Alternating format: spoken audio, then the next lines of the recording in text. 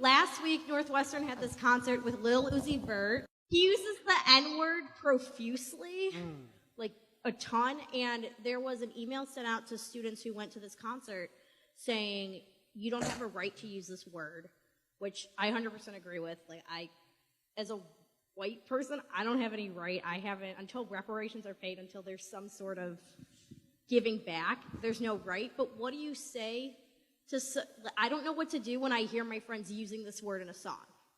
I don't know what to do when it's all the time.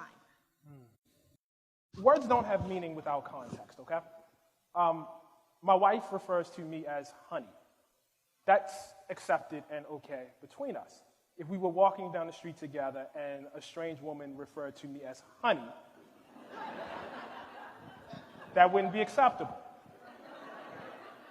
The understanding is I have some sort of relationship with my wife. Hopefully I have no relationship with this strange woman. When I was young and I used to go see my family in Philadelphia where my dad was from, they will all call him Billy. His name is William Paul Coates.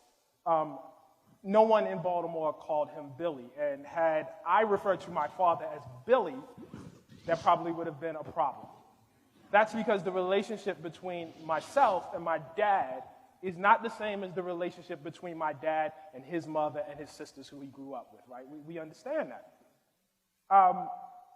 It's the same thing with words within the African-American community or within any community. My wife, with her girlfriend, will use the word bitch. I do not join in. I don't, say, hey, I don't do that. I don't do that. And perhaps more importantly, I don't have a desire to do it. You understand? A while ago, Dan Savage was going to have this show that he was going to call Hey Faggot. I'm not going to yell faggot at Dan Savage. That's not my relationship with the LGBT community. And I understand that, and I'm okay with that. I don't have a desire to, yell out the word, faggot. I just don't have that. The question one must ask, if that's accepted and normal for groups of people, we understand that, it's normal, actually, for groups to use words that are derogatory in an ironic fashion. Why is there so much hand-wringing when black people do it?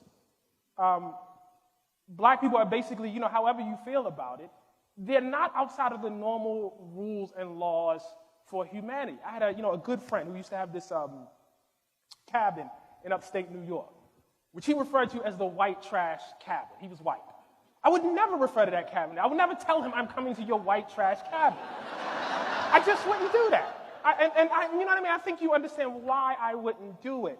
The question one must ask is why so many white people have difficulty extending things that are basic laws, of how human beings interact to black people.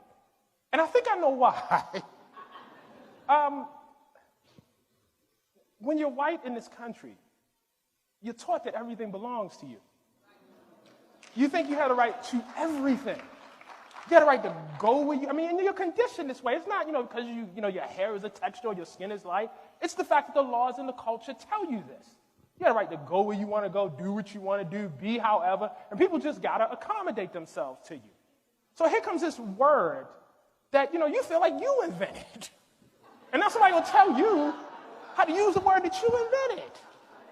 Why can't I use it? Everyone else gets to use it. You know what? That's racism that I don't get to use it. That's racist against me.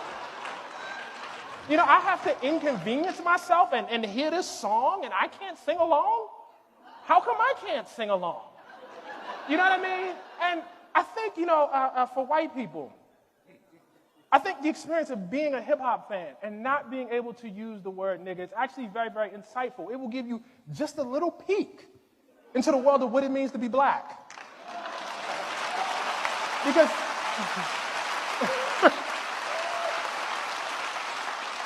Because to be black is to walk through the world and watch people doing things that you cannot do, that you can't join in and do, And so I think there's actually a lot to be learned from refraining.